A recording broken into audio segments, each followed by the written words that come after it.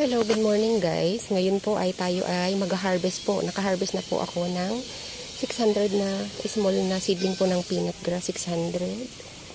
Ayan pa lang po, kulang pa po yan ng 100. Morning. Ayan, prepare ko na po kasi ipinapadeliver po ngayon dahil ipaplant po bukas.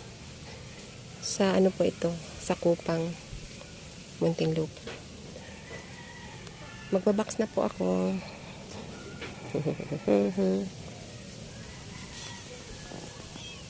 Ha? Doon tayo sa labas, Bea. Kunin na natin tong peanut grass natin. Orange, samay ka. Orange, relax na relax sila. Sarap kasi ng hangin dito sa garden. Yun lang guys, mamaya po magbabox po muna tayo. Ayan guys, tapos na nating ipack yung 600 na peanut grass plus 60 na free. Bound to Kupang, Muntinlupa.